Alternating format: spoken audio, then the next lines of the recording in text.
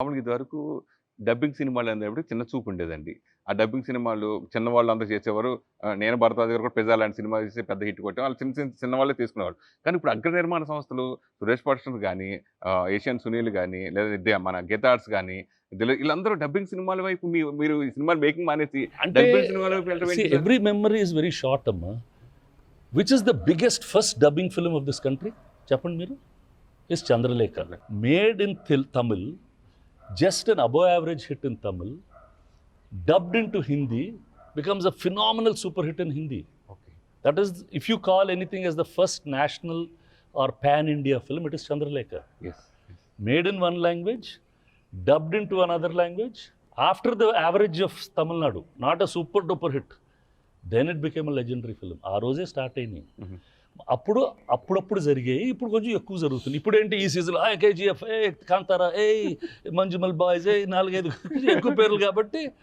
See, all these people are also doing business. Today's producer is of a different nature. He is doing business in another style. ఇవాళ వచ్చిన కొత్త producers అందరూ they have another pattern of doing films. My father's time వాళ్ళు they had one pattern. Before my father's time they had another pattern. Okay. నేను అందరు వింటా ఉన్నాడు, ఆడికేం తెలుసు, అందరికి వాడికేం తెలుసు చూతూనే ఉంటారమ్మా. లైఫ్లో అందరికీ తెలిసిందే. తెలియనాడు ఎవరు లేడు. This not right, this not the way to do things అని అనుకుంటాం. But there is a method in this madness. నాన్నగారు చేసిన లాంగ్వేజ్ ఏ నిర్మాత చేయలేదు ఘంటాపథంగా చెప్పొచ్చు. అన్ని లాంగ్వేజ్లో ఆయన సినిమాలు చేశారు. సో మీరెందుకు పాన్ ఇండియా భారీ లెవెల్లో సినిమా చేయలేకపోయారు? కాదమ్మా, నాకు ఇంట్రెస్ట్ లేదు కదా. It's not my nature. Why should I do everything that my father does? మీ కోట్లు ఉన్నాయి కదా సార్ చేయడానికి.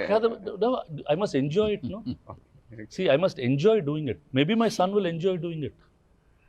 Each one is made for one thing. My father lived for that. My father had 100 రూపాయల కాగితం సార్, అన్ని భాషల్లో తీయాలరా, భాష తెలిసినా తెలియని తీయాలరా. ఆయన తీశారు. His ambition is that people loved it. I do other things. I don't tell people. That's all. So cinema ఇండస్ట్రీలో రకరకాల మార్పులు జరుగుతూ ఉంటాయి sir. Never compare and complain about anybody.